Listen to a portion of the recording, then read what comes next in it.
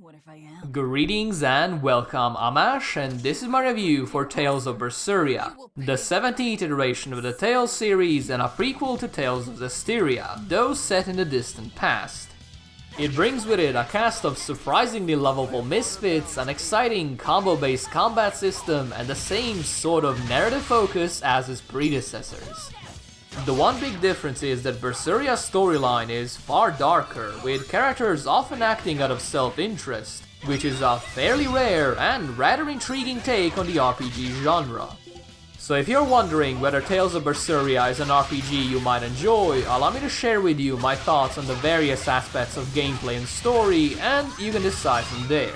And since we had a slew of terrible PC ports this past year, let's begin by first covering Berseria's technical side. This shouldn't come as much of a shock if you play the demo, but the PC version is actually pretty damn good. The frame rate is nice and stable at 60, as long as you adjust the settings properly, there are no weird bugs and glitches, and throughout all of my time with Berseria, I've experienced zero crashes.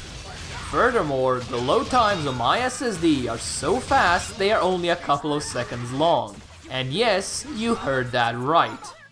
It only takes me 3 seconds to go from the main menu to the game itself. Now that is awesome. The one and only issue I have with Berseria's technical side is that the camera sensitivity is set so high it's nigh unplayable with a mouse for me.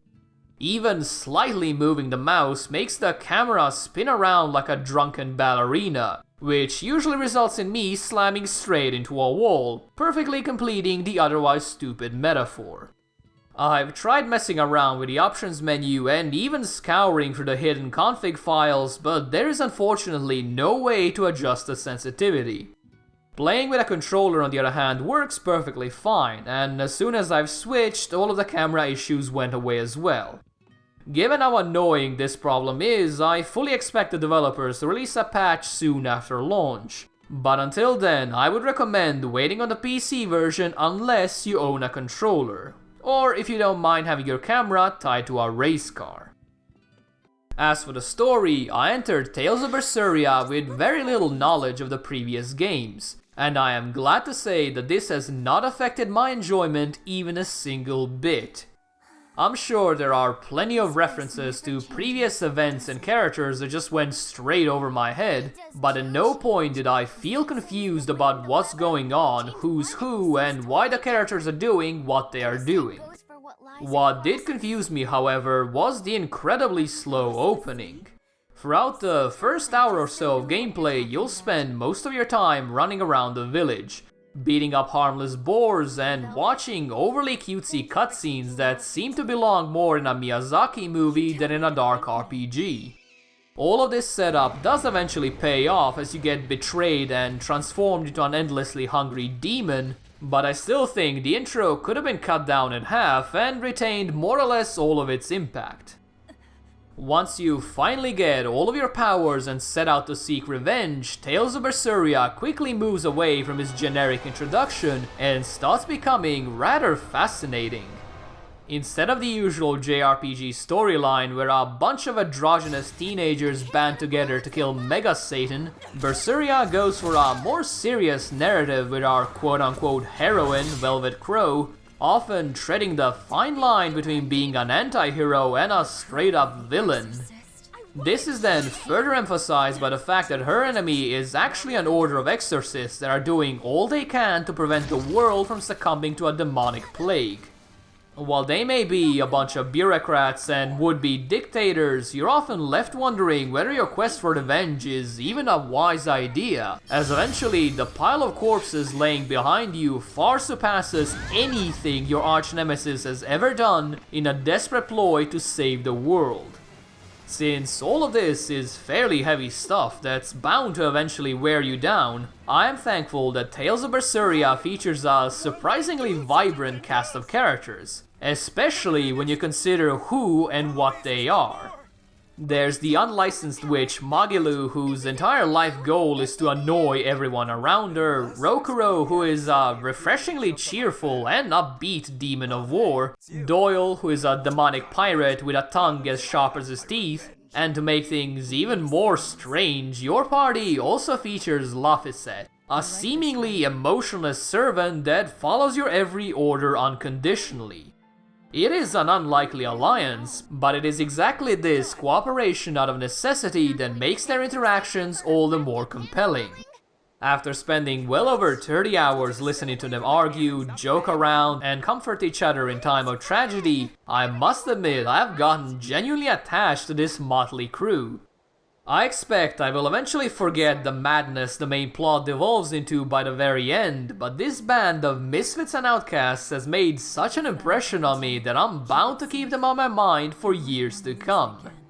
The reason for this is twofold. The first and most important one is the simple fact that each character is incredibly well written, especially when it comes to their character voice. What I mean by this is that each and every single one of them has their own distinct personality, mannerisms, and a way of speaking that sets them apart from all the rest. Combine this with some top-notch voice acting and you've got a bunch of characters that are so full of life it's hard not to get invested in their journey. While the story and characters definitely kept me pushing forward, it is the combat that I consider one of Berseria's finest aspects. How it works is that you start the battle with a certain number of souls, or combo points if you will, which you can then spend in order to power your normal attacks, but if you ever reach 0, your attacks will become weak and easy to counter. Your souls will slowly regenerate over time, or via the use of specific combos on the battlefield, but even so, it is not enough to support a playstyle that only consists of brainless aggression. Brute force might serve you well against some of the smaller enemies, but when it comes to bosses and mini-bosses, you're going to have to pay careful attention to both your positioning and the timing of your attacks. For example, if you ever manage to stun your enemy, you will steal one soul from them, essentially giving yourself the ability to chain even longer combo attacks throughout the rest of the battle. The same works in reverse, however, so you're going to have to tread the fine line between being aggressive enough to punish your enemy and defensive enough to not get clobbered over the head and lose your advantage. And this is where things get tricky. Velvet and her crew have special, super powerful attacks you can use in the middle of a combo to drastically extend its length and, consequently, its damage. The catch is, you will have to sacrifice a soul in order to do so, which means if you don't successfully stun or kill your enemy with this newly extended combo, you're going to be at a significant disadvantage for the remainder of the fight. Choosing when to use this break soul ability is going to be one of the most important decisions you'll have to make in Berseria. But once you do master the technique, you're going to be able to plow through hordes and hordes of enemies without ever pausing your onslaught. But what really made the combat system special for me was the ability to edit not only my combos but also those of my allies. So instead of relying on a preset rotation of attacks, I ended up creating a variety of combos to help me out in specific situations. A combo that helps me juggle enemies into the air in order to disable them, a combo that dishes out tons of area effect damage while leaving me exposed to harm, a combo that mostly focuses around stunning enemies while dealing relatively little damage, and so forth. This really isn't a big feature, but it is one that has made my journey through Berseria much more enjoyable. Instead of having to use attacks that involve long, sweeping motions which leave you open to counterattacks, I was able to just edit the combos to my liking and instantly create a playstyle just perfect for me.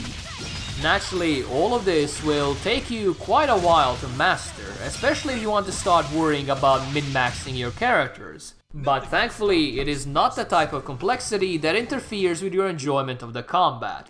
It is simply there as an added bonus for those that want to push themselves to the very edge.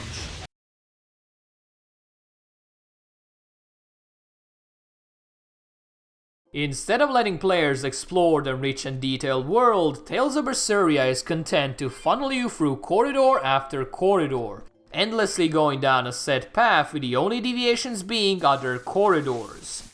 I don't expect my RPGs to have the same freedom of exploration as the Metroidvania genre, but I am certainly not a fan of any level design inspired by Final Fantasy XIII of all things. It's very difficult to muster any sort of excitement about quote-unquote hidden loot when the side path is quite clearly marked on the minimap. Instead of being able to roam around and find secrets on your own, Berseria just points you towards their exact location by having an otherwise straight corridor deviate slightly to the side. And since every secret area is about as simple to uncover as walking slightly to the left, the end result is that the vast majority of loot simply sucks. You get tons of it, either through chests or through combat, but 99% of the time it's going to be inferior to the gear you already own. So why bother taking an extremely lengthy detour if the only thing waiting for you at the very end is the equivalent of vendor trash? These aren't game-breaking issues, and I definitely didn't stop playing because of them, but they are an unfortunate blemish on an otherwise great game. I am able to replay RPGs like The Witcher 3 fairly frequently due to the amount of side quests and secrets I consistently manage to miss during my various playthroughs. But when it comes to Berseria, I am pretty sure this is going to be a one-time deal. I just don't see myself slogging through all of the corridors all over again. Especially now that I no longer have that delicious story carrot dangling in front of me.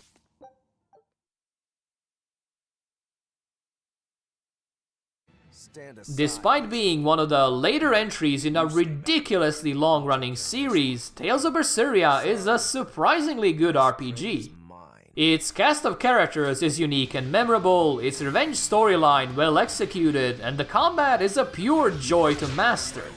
If exploration and loot didn't suffer due to abysmal level design, I would be more than comfortable to call Tales of Berseria one of the best RPGs released in recent years.